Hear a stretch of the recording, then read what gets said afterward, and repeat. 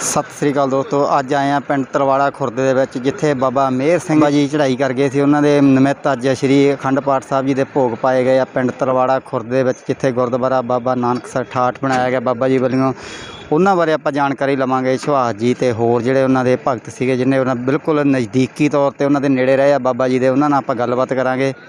जो मैं तुहानूं पहली बारी मिलिया तुसीं बिल्कुल क्लीन शेप सीगे ते इस पहरावे दे विच आउणा, सिੱਖੀ ਸਰੂਪ ਦੇ ਵਿੱਚ आउण दा मुੱਖ कारण की है? मुख कारण कई होंदे ने। सारिਆਂ ਤੋਂ ਪਹਿਲਾਂ ਤਾਂ ਵੱਡੇ ਬਜ਼ੁਰਗ ਸਾਡੇ ਜਿਹੜੇ ਗੁਰੂ ਗ੍ਰੰਥ ਸਾਹਿਬ ਨਾਲ ਜੁੜੇ ਹੋਏ ਸੀ।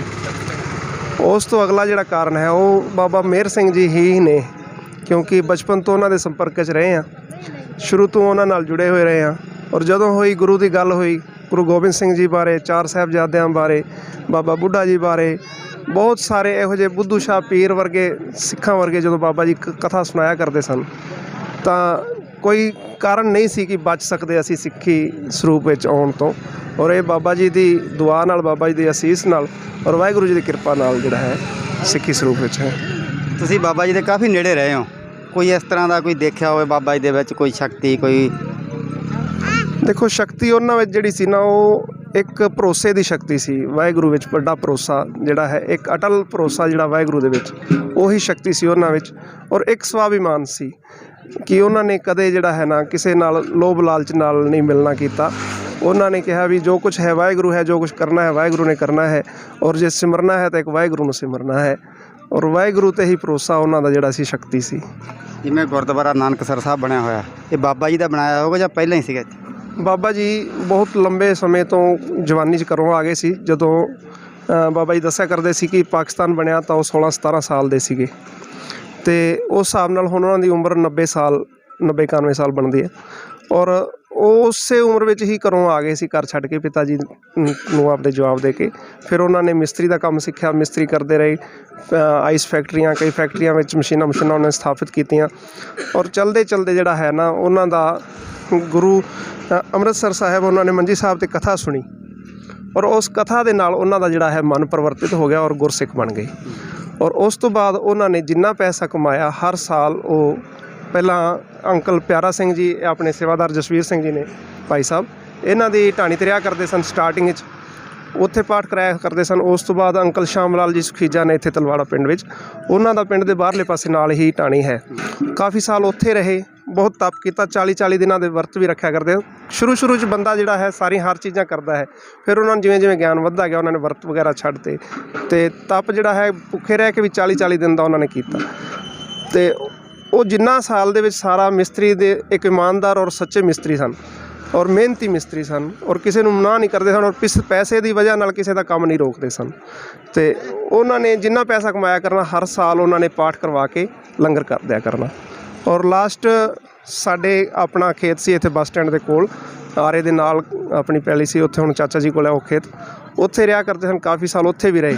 ਔਰ ਉਸ ਤੋਂ ਬਾਅਦ ਤਾਇਆ ਹੰਸਰਾਜ ਜੀ ਨੂੰ ਇੱਥੇ ਤਲਵਾੜਾ ਦੇ ਹੀ ਨੇ, ਕੰਬੋਜ ਸਾਡੀ ਜਾਤੀ ਦੇ ਹੀ ਨੇ, ਉਹ ਪੰਚਾਇਤ ਮੈਂਬਰ ਵੀ ਰਹੇ ਨੇ। ਉਹਨਾਂ ਨੇ ਕਿਹਾ ਕਿ ਮੈਂ ਆਪਣੀ ਥਾਂ 'ਤੇ ਰਹਿਣਾ ਚਾਹੁੰਦਾ, ਕੋਈ ਉਪਰਾਲਾ ਕਰੋ। ਔਰ ਉਹਨਾਂ ਨੇ ਫਿਰ ਇਹ 5 ਮਰਲੇ ਥਾਂ ਜਿਹੜੀ ਹੈ, ਹਾਲਾਂਕਿ ਬਾਬਾ ਜੀ ਦੀ ਇੱਛਾ ਸੀ ਨਹਿਰ ਦੇ ਕੰਢੇ 'ਤੇ ਲੈਣ ਦੀ, ਪਰ ਕੋਈ ਨਹੀਂ ਸਿਸਟਮ ਬਣਿਆ, ਉਹਨਾਂ ਦਾ ਦਾਣਾ ਪਾਣੀ ਇੱਥੇ ਸੀ ਅਤੇ 5 ਮਰਲੇ ਥਾਂ ਜਿਹੜੀ ਹੈ ਉਹਨਾਂ ਤਾਇਆ ਹੰਸਰਾਜ ਜੀ ਨੇ ਉਹਨਾਂ ਨੂੰ ਇੱਥੇ ਦਵਾਈ ਸੀ 1500 ਰੁਪਏ ਵਿੱਚ। 5 ਮਰਲੇ ਜਗ੍ਹਾ 300 ਰੁਪਏ ਮਰਲਾ ਦਾ ਹਿਸਾਬ ਨਾਲ।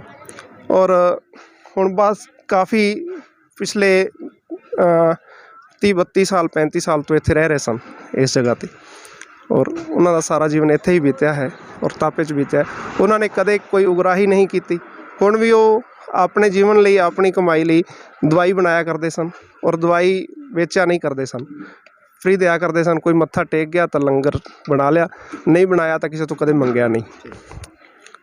ਅੱਜ ਉਹਨਾਂ ਦੀ ਅੰਤਮ ਅਰਦਾਸ ਕੀਤੀ ਗਈ ਹੈ, ਉਹਦੇ ਵਿੱਚ ਦੂਰੋਂ ਨੇੜੋਂ ਸੰਗਤਾਂ ਆਈਆਂ, ਉਹਨਾਂ ਨੂੰ ਦੂਰੋਂ ਨੇੜੋਂ ਸੰਗਤਾਂ ਨੂੰ ਇਹੀ ਸੁਨੇਹਾ ਹੈ ਕਿ ਬਾਬੇ ਮੇਹਰ ਸਿੰਘ ਜੀ ਵਰਗਾ ਸੱਚਾ ਜੀਵਨ ਸਾਨੂੰ ਸਾਰਿਆਂ ਨੂੰ ਜੀਣਾ ਚਾਹੀਦਾ ਹੈ ਔਰ ਇੱਕ ਅਕਾਲ ਪੁਰਖ 'ਤੇ ਭਰੋਸਾ ਰੱਖਣਾ ਚਾਹੀਦਾ ਹੈ। ਜਿਵੇਂ ਸਾਰੀ ਉਮਰ ਉਹਨਾਂ ਨੇ ਉਸੇ 'ਤੇ ਹੀ ਭਰੋਸਾ ਰੱਖਿਆ ਔਰ ਉਸੇ 'ਤੇ ਹੀ ਅਟਲ ਰਹੇ, ਔਰ ਉਸੇ ਤਰ੍ਹਾਂ ਸਾਨੂੰ ਵੀ ਉਸ ਨੂੰ ਮੰਨਣਾ ਚਾਹੀਦਾ ਹੈ, ਕਿਉਂਕਿ ਉਹ ਪੂਰਨ ਪਿਤਾ ਪਰਮਾਤਮਾ ਹੈ, ਉਹ ਸਭ ਦੀ ਪਾਲਣਾ ਕਰਨ ਵਾਲਾ ਹੈ। ਸਾਨੂੰ ਕਿਸੇ ਤਰ੍ਹਾਂ ਦੀ ਫਿਕਰ ਕਰਨ ਵਾਲੀ ਨਹੀਂ। ਅਗਰ ਅਸੀਂ ਉਸ 'ਤੇ ਭਰੋਸਾ ਰੱਖੀਏ ਤਾਂ ਸਾਡਾ ਕੋਈ ਕੰਮ ਰੋਕ ਨਹੀਂ ਸਕਦਾ। ਠੀਕ ਹੈ, ਧੰਨਵਾਦ। ਬਾਬਾ ਮੇਹਰ ਸਿੰਘ ਜੀ ਇਸ ਦੁਨੀਆ ਤੋਂ ਸਦਾ ਲਈ ਚਲੇ ਗਏ ਜੀ, ਕੀ ਕਹਿਣਾ ਚਾਹੋਗੇ ਉਹਨਾਂ ਨੂੰ? देखो जी, बाबा जी ਬੜੇ ਚੜ੍ਹਦੀ ਕਲਾ ਦੇ ਮਹਾਂਪੁਰਸ਼ ਸਨ। ਸਾਡੇ ਇਲਾਕੇ ਨੂੰ ਇਸ ਚੀਜ਼ ਦੀ ਬਹੁਤ ਵੱਡੀ ਘਾਟ ਰਹੇਗੀ, ਕਿਉਂਕਿ ਉਹ ਆਪਣਾ ਕੋਈ ਪਰਿਵਾਰ, ਸਕਾ ਸੰਬੰਧੀ, ਜੋ ਵੀ ਰਿਸ਼ਤੇਦਾਰ ਇੱਥੇ ਜਿਹੜੇ ਸੱਜਣ ਪਿਆਰੇ ਇਲਾਕੇ ਦੇ ਕੋਈ ਵੀ ਆ ਕੇ ਉਹਨਾਂ ਕੋਲ ਬੈਠਦੇ ਤਾਂ ਉਹਨਾਂ ਕੋਲੋਂ ਬੰਦਗੀ ਦੀ ਗੱਲ ਕਰਦੇ, ਨਾਮ ਸਿਮਰਨ ਦੀ ਗੱਲ ਕਰਦੇ, ਰੱਬ ਨਾਲ ਜੋੜਦੇ। ਕਿਤੇ ਆਪਦੇ ਨਾਲ ਜੋੜਨ ਦਾ ਕੋਈ ਉਹਨਾਂ ਨੇ ਯਤਨ ਨਹੀਂ ਕੀਤਾ, ਜਿਵੇਂ ਕਿ ਅੱਜ ਕੱਲ੍ਹ ਸੰਸਾਰ ਦੇ ਵਿੱਚ ਵੇਖਣ ਨੂੰ ਮਿਲਦਾ ਹੈ।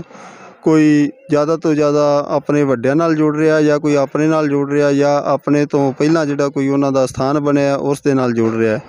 ਪਰ ਇਹਨਾਂ ਨੇ ਇਹ ਸਪਸ਼ਟ ਕਹਿ ਦਿੱਤਾ ਕਿ ਮੈਂ ਹੁਣ ਪਰਮਾਤਮਾ ਦੇ ਨਾਲ ਤੁਹਾਨੂੰ ਜੋੜਨ ਦਾ ਯਤਨ ਕਰ ਰਿਹਾ। ਕੱਲ੍ਹ ਨੂੰ ਇਹ ਨਾ ਹੋਵੇ ਕਿ ਮੇਰੇ ਨਾਂ ਦੀ ਕੋਈ ਇੱਥੇ ਮਿੱਟੀ ਬਣਾ ਕੇ ਮੈਨੂੰ ਪੂਜਦਾ ਹੋਵੇ, ਜਾਂ ਕੋਈ ਇਹ ਜਾਂ ਕੋਈ ਉਪਰਾਲਾ ਕਰਕੇ ਕੋਈ ਹੋਰ ਕਿ ਮੇਰੇ ਨਾਂ 'ਤੇ ਕੋਈ ਪਖੰਡ ਕਰੇ। ਇਸ ਚੀਜ਼ ਤੋਂ ਉਹਨਾਂ ਨੇ ਗੁਰੇਜ਼ ਕਰਦਿਆਂ ਹੋਇਆਂ ਸਾਰੀ ਸੰਗਤ ਨੂੰ ਵੀ ਰੋਕਿਆ ਅਤੇ ਆਪ ਵੀ ਸਦਾ ਵਾਸਤੇ ਅਕਾਲ ਪੁਰਖ ਦੇ ਚਰਨਾਂ ਦੀ ਵਡਿਆਈ ਕਰਦੇ ਹੋਏ ਇਹ ਲੋਕ ਸੁਖੀਆ ਪਰਲੋਕ ਸੇਲਾ ਕਰਕੇ ਗਏ ਨੇ। ਸਾਨੂੰ ਵੀ ਸੇਧ ਕੇ ਦੇ ਕੇ ਗਏ ਨੇ ਕਿ ਧੰਨ ਗੁਰੂ ਗ੍ਰੰਥ ਸਾਹਿਬ ਦੇ ਨਾਲ ਜੁੜ ਕੇ ਆਪਣੇ ਜੀਵਨ ਨੂੰ ਸਦਾ ਵਾਸਤੇ ਸਫਲਿਆ ਕਰਨਾ ਹੈ। ਕੱਚ ਦੀ ਗੱਲ ਨਹੀਂ ਕਰਨੀ, ਸਦਾ ਵਾਸਤੇ ਪਰਪੱਕ ਹੋ ਕੇ ਖਾਲਸ ਰੂਪ ਹੋ ਕੇ ਜੀਣਾ ਹੈ। ਇਹ ਉਹਨਾਂ ਦੇ ਬਚਨ ਹੋਇਆ ਕਰਦੇ ਸਨ। ਇਹ ਇੱਕ ਸਾਡੇ ਵੱਲੋਂ ਉਹਨਾਂ ਨੂੰ ਸ਼ਰਧਾਂਜਲੀ ਹੈ ਜੀ। ਵਾਹਿਗੁਰੂ ਜੀ ਕਾ ਖਾਲਸਾ, ਵਾਹਿਗੁਰੂ ਜੀ ਕੀ ਫਤਿਹ। ਵਾਹਿਗੁਰੂ ਜੀ ਕਾ ਖਾਲਸਾ, ਵਾਹਿਗੁਰੂ ਜੀ ਕੀ ਫਤਿਹ। ਸਾਰੀ ਸੰਗਤ ਤੱਕ ਇੱਕ ਬੇਨਤੀ ਹੈ, ਮੈਂ ਸਭ ਦਾ ਭੁੱਲਣਹਾਰ ਹਾਂ, ਮੈਂ ਅਨਪੜ੍ਹ ਬੰਦਾ ਹੈਗਾ। ਅਸੀਂ 15-20 ਬੰਦੇ ਬਾਬਾ ਜੀ ਦੇ ਮਤਲਬ ਚੇਲੇ ਸਮਝੋ, ਉਹ ਆਉਂਦੇ ਸੀ, ਜਾਂਦੇ ਸੀ, ਸੇਵਾ ਕਰਦੇ ਸੀ। ਕਿਸੇ ਨੂੰ ਐਵੇਂ ਨਹੀਂ ਆਖਦੇ ਉਹਨੂੰ ਤਾਜ਼ਾ ਪੁੱਤਰ ਬਹਿ ਜਾ, ਉਹਨੇ ਐਵੇਂ ਕਿਸੇ ਨੂੰ ਨਹੀਂ ਆਖਣਾ ਪੁੱਤਰ ਬਹਿ ਜਾ। ਉਹ ਕਿਵੇਂ ਤੂੰ, ਉਹ ਮੇਰਾ ਨਾਰ ਨਾ ਤੋੜਨੀ ਤੂੰ, ਮੈਂ ਕਹਿੰਦੇ ਉਹ ਕਹਿੰਦੇ ਨਾ ਅਮਰੂਦ ਨਾ ਉਧਰਨ ਲਾ ਦੇ, ਮੈਂ ਉੱਥੋਂ ਨਾਲੀ ਤੋਂ ਸਾਗ ਲਿਆਉਣਾ, ਤਰਵਾੜੇ ਝੀਲ ਤੋਂ ਅਸੀਂ ਬਣਾਉਣਾ, ਦੋਵਾਂ ਜੀ ਅਸੀਂ ਫਿਰ ਖਾਣਾ। ਦੋਵੇਂ ਜੀ ਸਮਝੋ ਅਸੀਂ ਦੋਵੇਂ ਇੱਥੇ ਰਹਿੰਦੇ ਜੀ। ਆਹ ਸੁਭਾਸ਼ ਸਿੰਘ ਵੀ ਆਉਂਦੇ ਸੀ ਸਾਡੇ ਕੋਲੇ, ਅਤੇ ਪਹਿਲੀ ਗੱਲ ਤਾਂ ਸੁਭਾਸ਼ ਸਿੰਘ ਜੀ ਜਿੰਨਾ ਮਤਲਬ ਇਹਨਾਂ ਨੇ ਸੇਵਾ ਕੀਤੀ, ਆਪਣੇ ਪਿਓ ਦੀ ਨਹੀਂ ਵੀ ਕਰ ਸਕਦਾ ਸੇਵਾ ਜਿੰਨੀ ਆਪਣੇ ਸਾਡੇ ਭਾਣਜੇ ਨੇ ਇਹਨੇ ਕੀਤੀ ਸੇਵਾ, ਆਪਣੇ ਜਸਵੀਰ ਸਿੰਘ ਨੇ ਆਪਦੀ ਆਪਾਂ ਇਸ ਆਪਣੇ ਮਤਲਬ ਕਿ ਆਪਣੇ ਪਿਓ ਦੀ ਵੀ ਨਹੀਂ ਅੱਜ ਤੱਕ ਨਹੀਂ ਕੀਤੀ, ਕਿਸੇ ਵੀ ਨਹੀਂ ਕੀਤੀ। ਜਿੰਨੇ ਇੱਥੇ ਬੰਦੇ ਬੈਠੇ ਨੇ ਮੈਂ ਕਿਸੇ ਨੂੰ ਅੱਜ ਤੱਕ ਨਹੀਂ ਵੇਖਿਆ ਜਿਹਨੇ ਇਹਨੇ ਸੇਵਾ ਲਿੱਤੀ। ਬਾਬੇ ਮੇਹਰ ਸਿੰਘ ਜੀ। ਵਾਹਿਗੁਰੂ ਜੀ ਕਾ ਖਾਲਸਾ, ਵਾਹਿਗੁਰੂ ਜੀ ਕੀ ਫਤਿਹ। ਕੀ ਸਰੂਪ ਦੇ ਵਿੱਚ ਆਉਣ ਦਾ ਕੀ ਕਹਿਣਾ ਚਾਹੋਗੇ? ਦੇਖੋ ਜੀ, ਇਹ ਤਾਂ ਸਤਿਗੁਰ ਕਿਰਪਾ ਕਰਨ, ਆਪਣੀ ਤਾਂ ਕੋਈ ਸੋਚ ਨਹੀਂ ਚੱਲਣੀ, ਕਿਉਂਕਿ ਜੋ ਆਪਣੇ ਪੁਰਬਲੇ ਸੰਜੋਗ ਆ ਉਹ ਨਾਲ ਚੱਲਦੇ ਆ, ਅਤੇ ਆਪਣੀ ਸੋਚ ਤਾਂ ਕੋਈ ਚੱਲ ਹੀ ਨਹੀਂ ਸਕਦੀ। ਜੋ ਸਤਿਗੁਰੂ ਹੁਕਮ ਕਰਦੇ ਆ ਸੋਚਣਾ ਹੋਵੇ ਹੀ, ਜੇ ਸੋਚੀ ਲੱਖ ਵਾਰ। ਇਹ ਤਾਂ ਮਾਲਕ ਦੇ ਰੰਗ ਹੈਗੇ, ਕਿਹਨੂੰ ਜਨਾਉਣਾ ਕਿਹਨੂੰ ਉਹਨੇ ਨਹੀਂ ਜਨਾਉਣਾ, ਇਹ ਸਾਰੀ ਖੇਡ ਉਸ ਅਕਾਲ ਪੁਰਖ ਵਾਹਿਗੁਰੂ ਦੇ ਹੱਥ ਆ ਜੀ।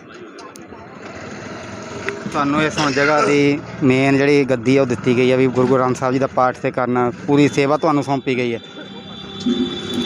ਵਾਹਿਗੁਰੂ ਜੋ ਮਾਲਕ ਦਾ ਹੁਕਮ ਆ, ਸਾਰਿਆਂ ਦੇ ਸੰਯੋਗ ਦੇ ਨਾਲ ਹੀ ਇਹ ਹੋਣਾ, ਕਿਉਂਕਿ ਇਕੱਲਾ ਕੁਛ ਵੀ ਨਹੀਂ ਕੋਈ ਕਰ ਸਕਦਾ।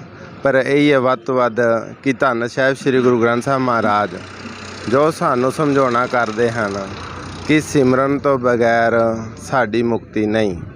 ਜੇ ਅਸੀਂ ਮੁਕਤ ਹੋਣਾ ਚਾਹੁੰਦੇ ਹਾਂ ਤਾਂ ਸਤਿਗੁਰੂ ਪਾਤਸ਼ਾਹ ਦੇ ਬਚਨ ਸਾਨੂੰ ਹਿਰਦੇ 'ਚ ਵਸਾਉਣੇ ਪੈਣਗੇ, ਅਤੇ ਵੱਧ ਤੋਂ ਵੱਧ ਉੱਠਤ ਬੈਠਤ ਸੋਵਤ ਗੁਰਮੰਤਰ ਇਹਦੇ ਚਿਤਾਰਤ ਆਪਾਂ ਨੂੰ ਸੁੱਖ ਲੈਣ ਦੇ ਵਾਸਤੇ ਉਹਨਾਂ ਨੇ ਸਿਮਰਨ ਦਾ ਕਿਹਾ। ਸਿਮਰੋ ਸਿਮਰ ਸਿਮਰ ਸੁਖ ਪਾਵੋ, ਕਲ ਕਲੇਸ਼ ਤਨ ਮਾਹੀ ਮਿਟਾਵੋ। ਆਪਾਂ ਵੱਧ ਤੋਂ ਵੱਧ ਇਹ ਆਪਣੇ ਜੀਵਨ ਦਾ ਲਾਹਾ ਲੈਣਾ ਜੋ ਸਾਨੂੰ ਸਤਿਗੁਰ ਸਮਝਾਉਂਦੇ ਹਨ। ਪ੍ਰਾਣੀ ਤੂੰ ਆਇਆ ਲਾਹਾ ਲੈਣ, ਲੱਗਾ ਕਿ ਤੁਕ ਫਕੜੇ ਸਭ ਮੁਕਦੀ ਚੱਲੀ ਰਹਿਣ। ਜਿੰਨੇ ਸਤਿਗੁਰ ਨੇ ਸਵਾਸ ਦਿੱਤੇ ਆ ਉਹਦੇ ਗੁਣ ਗਾਉਂਦੇ ਰਹੀਏ, ਸਿੱਖੀ ਕੈਸਾ ਸਵਾਸਾਂ ਨਾਲ ਨਿਭ ਜੇ, ਵੈਸੇ ਹੀ ਅਰਦਾਸ ਬੇਨਤੀ ਹੈ। ਕੀ ਕਹਿਣਾ ਚਾਹੋਗੇ ਬੀਬੀ ਬਾਬਾ ਮੇਹਰ ਸਿੰਘ ਜੀ ਬਾਰੇ? ਬਾਬਾ ਮੇਹਰ ਸਿੰਘ ਜੀ ਬਾਰੇ ਸਾਨੂੰ ਮਤਲਬ ਆਪਦੇ ਮਾਤਾ ਪਿਤਾ ਵਰਗੇ ਲੱਗਦੇ ਸੀ, ਜਿਵੇਂ ਸਾਡੇ ਪਿਤਾ ਜੀ ਸੀ।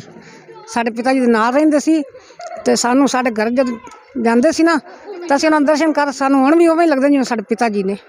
ਅਤੇ ਸਾਨੂੰ ਉਹਨਾਂ ਨੇ ਬੜੀ ਉੱਚੀ ਅਤੇ ਸੁੱਚੀ ਜ਼ਿੰਦਗੀ ਜੀਣ ਦੀ ਮੱਤ ਬਖਸ਼ੀ ਹੈ, ਸਦਮੱਤ ਬਖਸ਼ੀ ਹੈ ਵੀ ਭੋਜਨ ਪਕਾਉਣ ਲੱਗਿਆ ਸੁੱਚਾ ਭੋਜਨ ਬਣਾਉਣਾ ਹੈ, ਸੁੱਚੇ ਹੱਥ ਕਰਨੇ ਨੇ, ਇਸ਼ਨਾਨ ਕਰਨਾ ਹੈ ਸਵੇਰੇ, ਮਤਲਬ ਇਹ ਜੀ ਰਸੋਈ ਬਣਾਉਣੀ ਹੈ ਵੀ ਜਿਹੜਾ ਕੋਈ ਖਾਵੇ, ਜੇ ਅੰਨ ਖਾਵੇ ਉਹ ਜੇ ਮਨ ਹੋ ਜੇ ਹੁੰਦਾ। ਹਾਂਜੀ, ਕੋਈ ਇਹੋ ਜਿਹੀ ਕਲਾ ਦੇਖੀ ਹੋਵੇ ਤੁਸੀਂ ਆਪਦੇ ਅੱਖੀਂ ਜਿਹੜੀ ਦੇਖੀ ਹੋਵੇ? ਬਾਬਾ ਜੀ ਦੀ ਕਲਾ ਤਾਂ ਉਹਨਾਂ ਦੇ ਕੋਲ ਬਹੁਤ ਸੀ, ਪਰ ਉਹ ਕਲਾ ਦਿਖਾਈ ਨਹੀਂ ਉਹਨਾਂ ਨੇ। ਹਾਂਜੀ, ਉਹਨਾਂ ਨੇ ਸਾਨੂੰ ਇਹ ਜ਼ਿੰਦਗੀ 'ਚ ਦੱਸਿਆ, ਸਾਰੀ ਜ਼ਿੰਦਗੀ ਜੀਣਾ ਹੈ ਤਾਂ ਸੱਚਾ ਬੋਲਣਾ ਹੈ ਅਤੇ ਸੁੱਚਾ ਅਤੇ ਉੱਚਾ ਭੋਜਨ ਬਣਾਉਣਾ ਹੈ ਅਤੇ ਖਵਾਉਣਾ ਹੈ। ਅਸੀਂ ਤਾਂ ਰਸੋਈ ਵਿੱਚ ਇਹ ਕੁਛ ਕਰ ਸਕਦੇ ਹਾਂ ਨਾ। ਹਾਂਜੀ, ਅਤੇ ਜਦੋਂ ਵੀ ਉਹ ਕਹਿੰਦੇ ਸੀ ਨੀਵਾਂ ਹੋ ਕੇ ਚੱਲਣਾ ਹੈ ਅਤੇ ਮਤਲਬ ਹਰ ਵੇਲੇ ਮਿੱਠਾ ਬੋਲਣਾ ਹੈ। ਹਾਂਜੀ, ਜੇ ਪਿਆਰ ਹੈ ਤਾਂ ਮੇਰੇ ਲਈ ਵੀ ਹੈ, ਉਹਦੇ ਲਈ ਵੀ ਹੈ, ਤੇ ਜੇ ਗੁੱਸਾ ਹੈ ਤਾਂ ਉਹ ਮੇਰੇ ਲਈ ਵੀ ਹੈ ਤੇ ਉਹਦੇ ਲਈ ਵੀ ਓਨਾ ਹੀ ਹੈ। ਅਮੀਰ ਲਈ ਵੀ ਓਨਾ ਹੈ ਔਰ ਗਰੀਬ ਲਈ ਵੀ ਓਨਾ ਹੈ। ਇਹ ਸੀ ਉਹਨਾਂ ਦੇ ਜੀਵਨ ਦੀ ਜੋ ਸਭ ਤੋਂ ਵੱਡੀ ਚੀਜ਼ ਸਾਨੂੰ ਪਸੰਦ ਸੀ, ਕਿਉਂਕਿ ਅਸੀਂ ਕਿਤੇ ਵੀ ਜਾਂਦੇ ਹਾਂ, 2 ਪੈਸੇ ਵਾਲਾ ਬੰਦਾ ਆਉਂਦਾ ਹੈ ਤਾਂ ਉੱਥੋਂ ਸੰਤ ਜਿਹੜੇ ਨੇ ਉਹਨੂੰ ਬਿਠਾਉਂਦੇ ਨੇ ਵੀ ਕੁਛ ਨਾ ਕੁਛ ਸੇਵਾ ਕਰਕੇ ਜਾਏਗਾ, ਗੁਰਦੁਆਰਾ ਵੱਡਾ ਹੋਏਗਾ, ਇੱਥੇ ਨਿਸ਼ਾਨ ਸਾਹਿਬ ਚੜਾਏਗਾ, ਇੱਥੇ ਕੋਈ ਮਤਲਬ ਮੱਥਾ ਟੇਕੇਗਾ ਤਾਂ ਇਸ ਗੁਰਦੁਆਰਾ ਸਾਹਿਬ ਦੀ ਇਮਾਰਤ ਬਣੇਗੀ। ਪਰ ਬਾਬਾ ਜੀ ਨੂੰ ਅਜਿਹਾ ਕਦੇ ਕੋਈ ਲਾਲਚ ਨਹੀਂ ਰਿਹਾ। ਉਹਨਾਂ ਨੇ ਹਮੇਸ਼ਾ ਔਰ ਹਮੇਸ਼ਾ ਇਹ ਕਿਹਾ ਵੀ ਇਹ ਕੰਮ ਉਸਦਾ ਹੈ, ਉਸਨੇ ਹੀ ਕਰਨਾ ਹੈ। ਸਾਡੇ ਜਾਣ ਤੋਂ ਪਿੱਛੇ ਜੋ ਮਰਜ਼ੀ ਕਰੇ, ਸਾਡੇ ਕੋਲ ਜਿੰਨਾ ਹੁੰਦਾ ਹੈ ਅਸੀਂ ਕਰ ਰਹੇ ਹਾਂ। ਇਹੀ ਉਹਨਾਂ ਦੇ ਜੀਵਨ ਦੀ ਜਿਹੜੀ ਸਭ ਤੋਂ ਵਧੀਆ ਚੀਜ਼, ਔਰ ਜਿਸ ਕਰਕੇ ਅਸੀਂ ਉਹਨਾਂ ਨੂੰ ਨਹੀਂ ਛੱਡ ਸਕੇ, ਉਹਨਾਂ ਦੇ ਪ੍ਰਤੀ ਸਮਰਪਿਤ ਰਹੇ ਹਾਂ। ਕਿਉਂਕਿ ਜਿੱਥੇ ਵੀ ਜਾਂਦੇ ਹਾਂ, ਅਗਰ ਮਾਸਟਰ ਜੀ ਹੈ ਤਾਂ ਆਜੋ ਜੀ ਆਜੋ ਹੁੰਦੀ ਹੈ, ਔਰ ਅਗਰ ਕੋਈ ਗਰੀਬ ਬੱਚਾ ਹੈ, ਗਰੀਬ ਬੰਦਾ ਹੈ, ਤਾਂ ਉਸ ਨੂੰ ਉਸ ਤਰ੍ਹਾਂ ਦੀ ਤਵੱਜੋ ਨਹੀਂ ਦਿੱਤੀ ਜਾਂਦੀ। ਕਿਉਂਕਿ ਸਿੱਧਾ ਔਰ ਸਿੱਧਾ ਮਤਲਬ ਦਾ ਰਿਸ਼ਤਾ ਹੈ। ਚਾਹੇ ਕੋਈ ਸੰਤ ਨੇ, ਗੁਰਦੁਆਰੇ ਨੇ, ਮੰਦਰ ਨੇ, ਮਸੀਤਾਂ ਨੇ, ਮੈਂ ਇਸ ਸੰਸਾਰ ਦਾ ਜਿੰਨਾ ਕੁ ਮੇਰਾ ਤਜਰਬਾ ਹੈ ਉਸ ਦੇ ਅਕੋਰਡਿੰਗ, ਹੋ ਸਕਦਾ ਮੈਂ 100% ਸਹੀ ਨਾ ਹੋਵਾਂ, ਮੇਰੇ ਤਜਰਬੇ ਦੇ ਹਿਸਾਬ ਨਾਲ ਤੁਹਾਡਾ ਆਪਣਾ ਆਪਣਾ ਤਜਰਬਾ ਹੋ, ਪਰ ਮੇਰਾ ਤਜਰਬਾ ਇਹੀ ਹੈ ਕਿ ਬਾਬਾ ਜੀ ਹਮੇਸ਼ਾ ਨਿਰੋਲ ਹੀ ਰਹੇ ਨੇ। ਉਹਨਾਂ ਨੂੰ ਕਿਸੇ ਨਾਲ ਮੋਹ ਨਹੀਂ ਸੀ, ਉਹਨਾਂ ਨੂੰ ਕਿਸੇ ਤਰ੍ਹਾਂ ਦਾ ਲਾਲਚ ਨਹੀਂ ਸੀ, ਔਰ ਇਸ ਵਿੱਚ ਕੋਈ ਸ਼ੱਕ ਨਹੀਂ ਕਿ ਉਹਨਾਂ ਨੇ ਆਪਣਾ ਜੀਵਨ ਜਿਹੜਾ ਹੈ ਉਹ ਲਾਸਟ ਤੱਕ ਆਪਣੇ ਸਵਾਭਿਮਾਨ ਨਾਲ, ਮਤਲਬ ਕਿਸੇ ਦੀ ਗਰਜ ਨਾ ਰੱਖ ਕੇ ਉਹਨਾਂ ਨੇ ਆਪਣਾ ਜੀਵਨ ਜੀਆ ਹੈ। ਔਰ ਗਰਜ ਰੱਖੀ ਹੈ ਤਾਂ ਇੱਕ ਵਾਹਿਗੁਰੂ ਦੀ ਰੱਖੀ ਹੈ। ਵਾਹਿਗੁਰੂ ਜੀ ਕਾ ਖਾਲਸਾ, ਵਾਹਿਗੁਰੂ ਜੀ ਕੀ ਫਤਿਹ। ਵਾਹਿਗੁਰੂ ਜੀ, ਮੈਨੂੰ ਇਹ ਲੱਗਦਾ ਹੈ ਕਿ ਮੈਨੂੰ ਇਹ ਅਰਦਾਸ ਕਰਨ ਦੀ ਵੀ ਲੋੜ ਨਹੀਂ ਕਿ ਉਹਨਾਂ ਨੂੰ ਉਹ ਆਪਣੇ ਚਰਨਾਂ ਵਿੱਚ ਸਥਾਨ ਦੇਣ। ਵਾਹਿਗੁਰੂ ਜੀ ਕਾ ਖਾਲਸਾ, ਵਾਹਿਗੁਰੂ ਜੀ ਕੀ ਫਤਿਹ।